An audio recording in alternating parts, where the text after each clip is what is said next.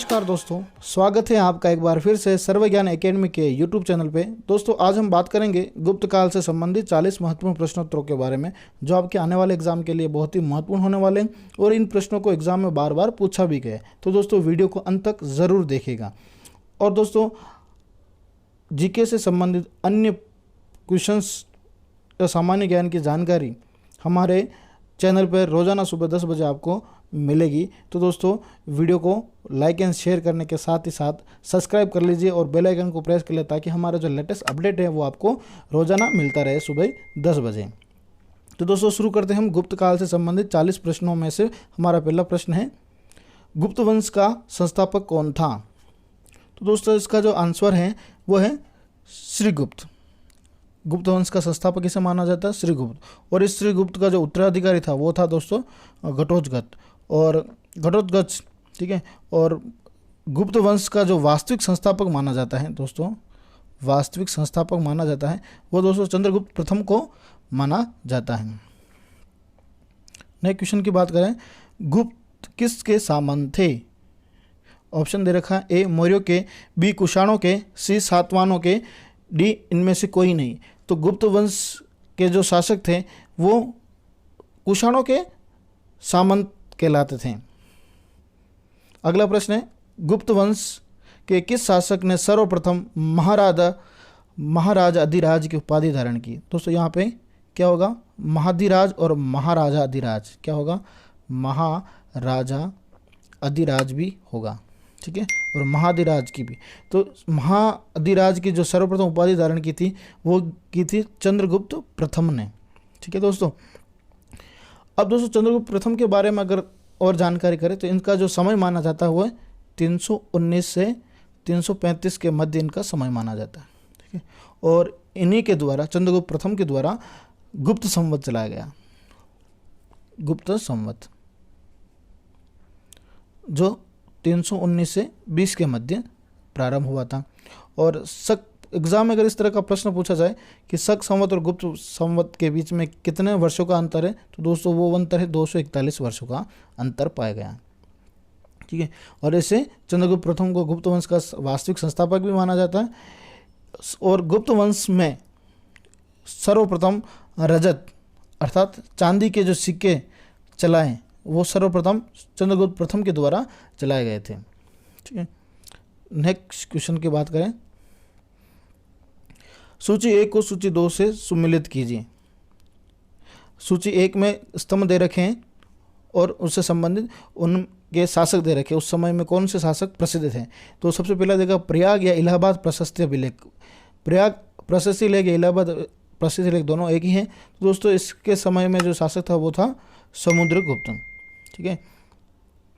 फिर बी विल्सड स्तंभ लेख, इससे संबंधित जो अभिलेख मिलता है वो कुमारगुप्त के शासनकाल में मिलता है। भीतरी स्तंभ लेख से संबंधित स्कंदगुप्त को माना जाता है। और मंदसौर लेख से संबंधित किसे माना जाता है? बंधु वर्मन को माना जाता है। और मंदसौर अभिलेख हैं दोस्तों, इसके जो रचनाकार माना है वो है वत्सभट्टी। कौन है? वत्सभट्टी। बात करें दोस्तों समुद्रगुप्त के बारे में, तो दोस्तों समुद्रगुप्त था वो चंद्रगुप्त प्रथम का पुत्र था। चंद्रगुप्त प्रथम का पुत्र कौन था? समुद्रगुप्त। और इस समुद्रगुप्त को के काल में गुप्त साम्राज्य का अत्यधिक विस्तार हुआ है। सर्वाधिक विस्तार अगर हुआ है गुप्त साम्राज्य का तो वो समुद्रगुप्त के प्रथम के शासनकाल में हुआ था। और समुद्रगुप्त के विजय का विवरण प्रयाग प्रशस्ति में मिलता है। समुद्रगुप्त ने जितने भी राजाओं पर अधिकार किए, विजय प्राप्त की, उनका वर्णन जो मिलता है वो है एक प्रयाग प्रशस्ति, जो दे रखा प्रयाग प्रशस्ति। और इसके जो रचनाकार माने जाते हैं उसका रचनाकार है हरिसेन। कौन है दोस्तों? हरिसेन, जो इसके सलाहकार रहे हैं, एक कवि थे ये। समुद्रगुप्त द्वारा 2 विजय के बारे में वर्णन मिलता है, एक तो उत्तर की ओर, एक दूसरा है दक्षिण की ओर, ठीक है दोस्तों, उत्तर और दक्षिण। दोस्तों दक्षिण में बात करें हम समुद्रगुप्त की, उत्तर में उन्होंने 9 राजाओं को पराजित किया था। कितने राजाओं को? 9 राजाओं को। और जो इसका जो वर्णन मिलता है वो प्रयाग प्रशस्ति में मिलता है। उन 9 राजाओं में जो प्रमुख थे उनमें नाम है उनके, एक का नाम था अच्युत, दूसरे का नाम था नागसेन और एक का नाम था गणपति नाग। गणपति नाग। और इस उत्तरी भारत में जब समुद्रगुप्त ने विजय प्राप्त की तो उन्होंने नीति अपनाई थी जिसको कहा गया है प्रसवोद्धारण। अगर एग्जाम इस तरह का पूछा जाए कि समुद्रगुप्त द्वारा उत्तर भारत के शासकों को पराजित करने में किस नीति का उपयोग किया गया था या किस नीति को अपनाया था, तो वह होगा प्रसवोद्धारण। उसी प्रकार इन्होंने दक्षिण की तरफ 12 राजाओं को हराया था और इसमें जो उन्होंने नीति अपनाई थी जिसको कहा गया ग्रहण मोक्ष अनुग्रह, जिसमें दोस्तों ग्रहण था, जिसका ग्रहण का मतलब होता था शत्रु पर अधिकार करना, और उस मोक्ष का अर्थ है उसको अधिकार करने के बाद उनको वापस शत्रु को मुक्त करना। मोक्ष का मतलब शत्रु को मोक्ष करना, और दूसरा अनुग्रह का अर्थ होता है राज्य को वापस लौटा देना। ठीक। और भी जो जानकारी मिलती है इसके बारे में वो है कि इनकी जो उपाधि के बारे में बात करें, समुद्रगुप्त की उपाधि, तो समुद्रगुप्त की उपाधि में सबसे प्रसिद्ध जो उपाधि मानी गई वो है कविराज की मानी। कविराज, कविराज इसलिए कहा जाता है कि ये कवियों के प्रेमी थे, संगीत प्रेमी थे, तो इस कारण से इन्होंने अपने सिक्कों पर वीणा बजाते हुए का प्रयोग किया है। इनके सिक्कों पर वीणा बजाते हुए के चित्रित अंकित मिलते हैं। और इनके अन्य उपाधि की बात करें तो इनके अन्य उपाधि है व्याघ्र, पराक्रमांक और पराक्रमांक और अप्रतिरथ आदि। और इन्हें भारत का नेपोलियन भी कहा जाता है, भारत का नेपोलियन। और ये किसने कहा था? विंसेंट स्मिथ ने कहा था। और इनकी एक उपाधि और भी है जिनका वर्णन प्रयाग प्रशस्त स्तंभ में मिलता है, धर्म प्रचार बंधु भी कहा जाता है। और इन्होंने बौद्ध भिक्षु था वसुबंधु। वसुबंधु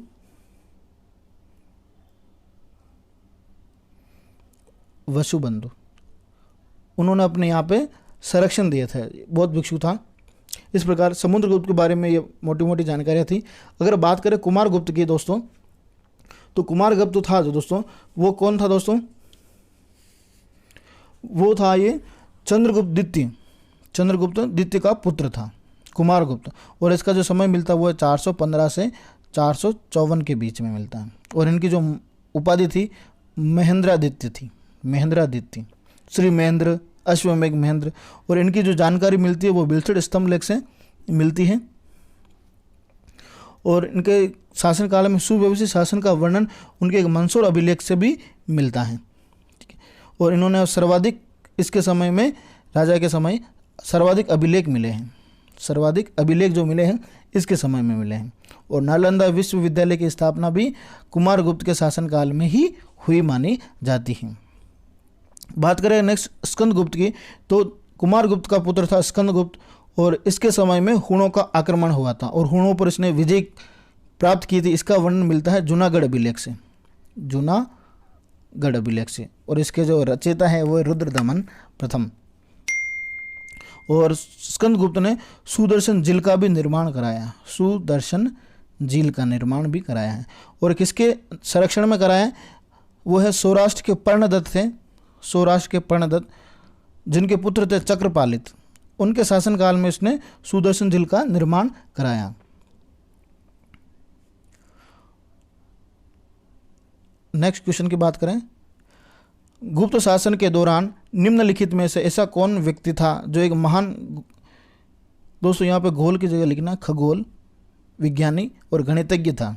उसके समय में जो गुप्त शासन में समय जो सबसे खगोल विज्ञानी और गणितज्ञ माना जाता है वो आर्यभट्ट को माना जाता है। आर्यभट्ट ने शून्य के सिद्धांत दिया है, अर्थात शून्य का आविष्कार इन्होंने किया। और दशमलव पद्धति का भी निर्माण इन्होंने ही किया है। और बाणभट्ट भी इन्हीं के समय थे। बाणभट्ट की एक रचना थी कादम्बरी। और भानुगुप्त का जो एरण अभिलेख है वह इनसे संबंधित है, एरण अभिलेख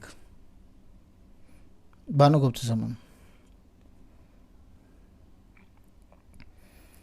गुप्त शासकों की सरकारी या दरबारी भाषा थी, अर्थात गुप्त शासन के समय जो भाषा उपयोग में ली जाती थी वो थी संस्कृत भाषा। तो दोस्तों इस वक्त संस्कृत भाषा से हैं, तो इस प्रकार की शासनकाल में सबसे ज़्यादा संस्कृत के ग्रंथ लिखे गए। संस्कृत के जितने भी कवि हुए हैं, जैसे जिन्होंने संस्कृत की रचना की, वो सबसे किसका शासनकाल में हुई? गुप्त शासकों के शासनकाल में। और रामायण, महाभारत आदि जो ग्रंथ है उनकी भी रचना इसी के शासनकाल में हुई मानी जाती है।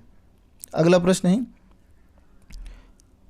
इतिहासकार वी स्मिथ ने किस की विजय से प्रभावित होकर उसे भारत का नेपोलियन कहकर पुकारा? उन्होंने उत्तरी और दक्षिणी क्षेत्रों में विजय प्राप्त करने के बाद वी ए स्मिथ ने किसको कहा था? समुद्रगुप्त को क्या कहा था? भारत का नेपोलियन कहा था। अगला प्रश्न है, गुप्त वंश का वह राजा कौन था जिसने हुणों को भारत पर आक्रमण करने से रोका? तो हुणों पर भारत पर आक्रमण करने से जो रोकने वाला जो राजा था वो स्कंदगुप्त हैं। दोस्तों इस स्कंदगुप्त के जो पिता थे वो कुमारगुप्त थे। इनके शासनकाल के अंतिम समय में ही हुणों का आक्रमण हो गया था और उन्होंने अपने पुत्र स्कंदगुप्त को भेजा था, तो उन्होंने हुणों पर अधिकार किया, विजय प्राप्त की हुणों पर। अगला प्रश्न है, गुप्त राज वंश किस लिए प्रसिद्ध था?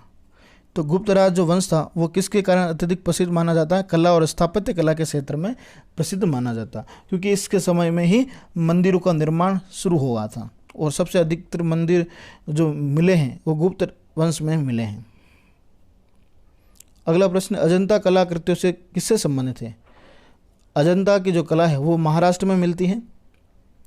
अजंता की गुफा महाराष्ट्र में, तो ये जो मिलता है ये गुप्त काल से मिलता है। अगला प्रश्न है, कवि कालिदास किसके राज कवि थे? तो कवि कालिदास जो थे दोस्तों वो चंद्रगुप्त, जिसका उपाधि है विक्रमादित्य, के शासनकाल में थे, उनके राज कवि थे। इनके शासनकाल में 9 रत्न हुआ करते थे, 9 रत्न, जिनमें कालिदास प्रमुख माने जाते हैं। बात करें दोस्तों चंद्रगुप्त विक्रमादित्य के बारे में, तो दोस्तों इसके बारे में कहा जाता है कि ये इन्होंने अपनी जो विस्तार नीति अपनाई है वो 2 तरह से अपनाई है। एक तो वैवाहिक संबंध के द्वारा और दूसरी विजय, अर्थात राजाओं पर अधिकार करके उनके साथ विवाह का संबंध बनाकर साम्राज्य नीति का विस्तार करना। और इनके अन्य नाम मिलते हैं देवगुप्त, देवराज और देवश्री। तो एक विशाखदत्त की रचना भी है, एक तो है मुद्रा राक्षस, दूसरी है देवी चंद्रगुप्तम, जिसमें उनके भाई हैं रामगुप्त का वर्णन भी मिलता है। विशाखदत्त के देवी चंद्रगुप्तम में रामगुप्त इनके भाई का भी वर्णन मिलता है। और इनकी उपाधियों की बात करें, उनकी उपाधियां हैं, एक तो है विक्रमांक, दूसरी है विक्रमादित्य और परम भागवत।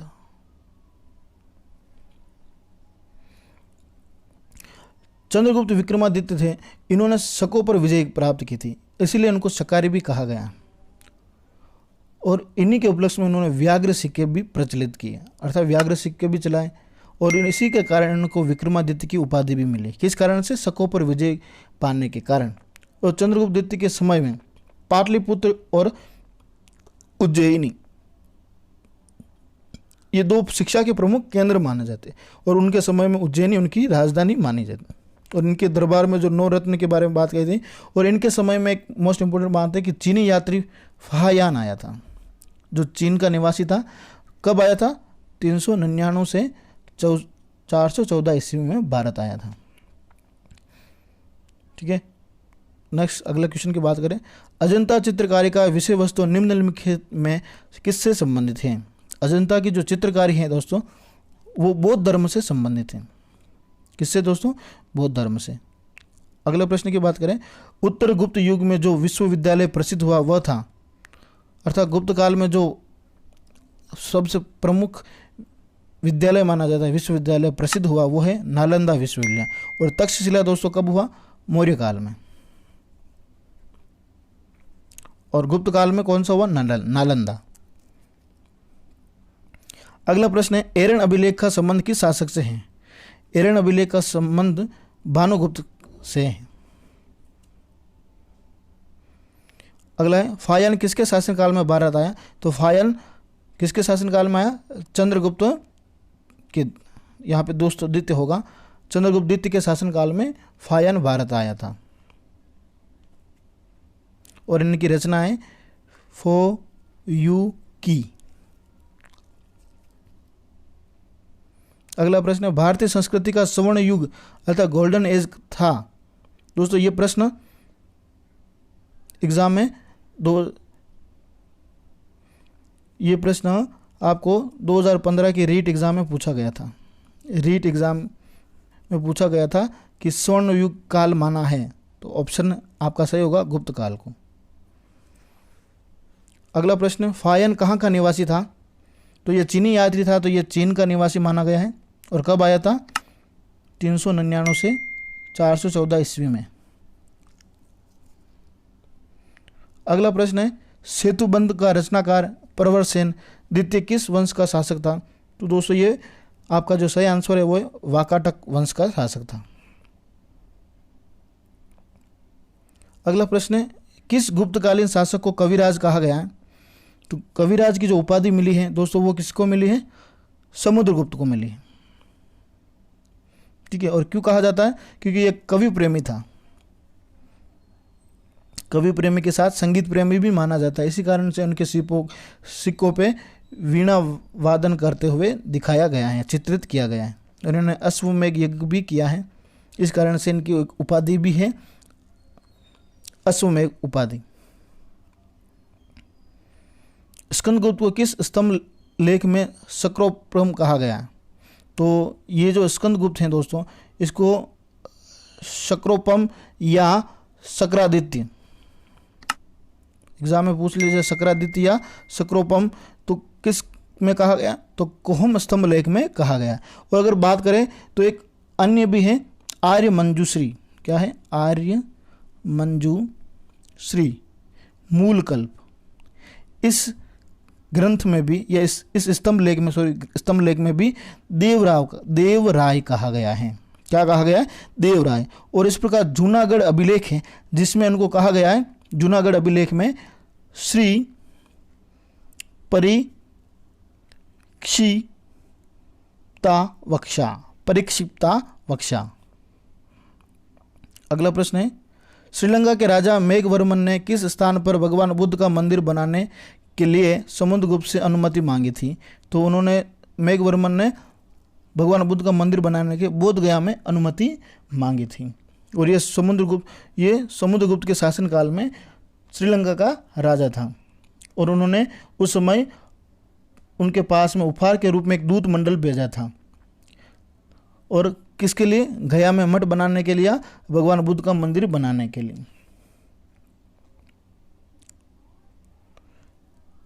मंदिर निर्माण कला का जन्म सर्वप्रथम हुआ था। मंदिरों का निर्माण सर्वप्रथम गुप्त काल में ही माना जाता है। अगला प्रश्न है चंद्रगुप्त द्वितीय ने विक्रमादित्य की उपाधि कब धारण की थी?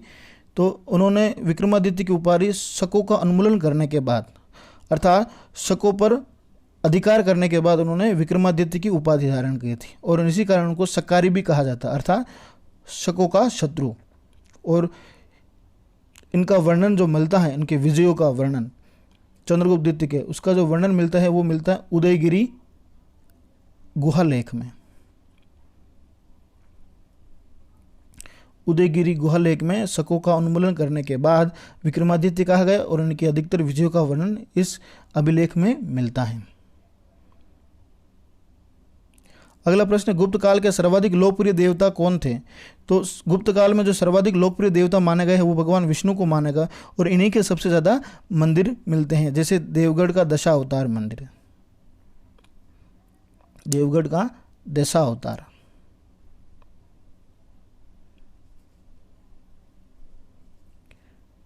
अगला प्रश्न है चंद्रगुप्त द्वितीय ने अपने किस विजय की खुशी में चांदी के सिक्के जारी किए? तो उन्होंने अपने जो चांदी के जो सिक्के जारी किए थे वो शकों को पराजित करने के बाद जारी किए थे। अगला प्रश्न है महरौली स्थित लौह स्तंभ का निर्माण किस सदी में हुआ? तो दोस्तों गुप्त काल का जो समय माना जाता वो 3री शताब्दी के अंत अर्थात 4वीं सदी में माना जाता, और महरौली में जो लोह स्तंभ माना है दिल्ली में वो 14वीं सदी में हुआ, 4th सदी। अगला प्रश्न है फायान और ह्वेनसांग ने राज्यों को देखा। तो फायान था दोस्तों वो गुप्त काल में आया, तो इसने जो राज्य देखा वो चंद्रगुप्त विक्रमादित्य के देखा, और ह्वेनसांग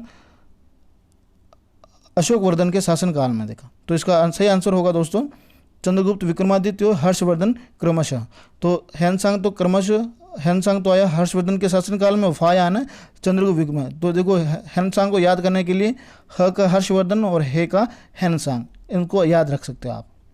अगला प्रश्न है धन्वंतरी थे दोस्तों, धन्वंतरी उस समय चंद्रगुप्त विक्रमादित्य के राजदरबार में 9 रत्नों में से एक थे, जो एक प्रसिद्ध चिकित्सक थे।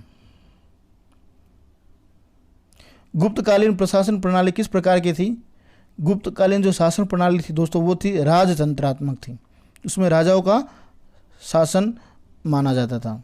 सारी जो जनता निर्भर थी वो राजाओं के ऊपर निर्भर थी, और सारा जो प्रशासन नियंत्रण था वो राजाओं के अधीन था। अगला प्रश्न है फायान द्वारा रचित ग्रंथ फोकुओकी में निम्न में से किसका विवरण नहीं मिलता है? तो इनमें जिसका वर्णन नहीं मिलता है वो है बौद्ध धर्म के सिद्धांतों का वर्णन नहीं मिलता। बौद्ध राज्यों का वर्णन मिलता है, गौतम बुद्ध के उपदेशों का भी वर्णन मिलता है, बौद्ध मंदिरों, स्तूप और विहारों का वर्णन, लेकिन बौद्ध धर्म के सिद्धांतों का वर्णन वहाँ पे नहीं मिलता है। अगला प्रश्न है गुप्त स्थापत्य कला का सर्वोत्कृष्ट मंदिर निम्न में से कौन सा है? तो गुप्त काल का जो सर्वाधिक मंदिर माना जाता है वो माना जाता है देवगढ़ का दशावतार मंदिर। अजंता की गुफा में किन गुफाओं का निर्माण गुप्त काल में हुआ? अजंता की गुफा दोस्तों कहाँ है? महाराष्ट्र में है, और इनका जो विषय माना गया है वो धार्मिक नीति का माना गया, धार्मिक। और इनकी गुफाओं का निर्माण में जो गुफा है वो है 16, 17 और 19। अगला प्रश्न है अमरकोश के लेखक अमर सिंह किस शासक के दरबार से जुड़े थे? तो अमरकोश के जो लेखक है अमर सिंह वो चंद्रगुप्त द्वितीय के शासक के दरबार से जुड़े थे, इसी कारण उनके दरबार में 9 रत्न थे। गुप्त संवत को प्रारंभ करने का श्रेय किसे दिया जाता? गुप्त संवत को 319 से 320 के मध्य जो माना है वह चंद्रगुप्त प्रथम के शासनकाल में माना है। अगला है गुप्त संवत का प्रारंभ किस उपलक्ष्य में किया गया? तो अपने राज्यारोहण के स्मारक के रूप में, बी शकों के उन्मूलन के उपलक्ष्य में, सी हुणों को परास्त करने के उपलक्ष्य में, डी इनमें से कोई नहीं। तो गुप्त संवत का जो प्रारंभ किया गया था वो अपने राज्यारोहण के स्मारक के रूप में किया था। अगला प्रश्न है प्रयाग प्रशस्ति अभिलेख का लेखक हरिसेन किस शासक का दरबारी कवि था? तो हरिसेन जो था वो दोस्तों किसके शासन में था? समुद्रगुप्त के शासनकाल में था। अगला है गुप्त काल को प्राचीन भारत का क्लासिकल युग क्यों कहा जाता है? तो इस कारण से कहा जाता है कि उस वक्त कला और साहित्य अपने क्षेत्र में चरमोत्कर्ष पर पहुंचने के कारण माना जाता है। ठीक है, क्लासिकल युग इस कारण से कहा गया है।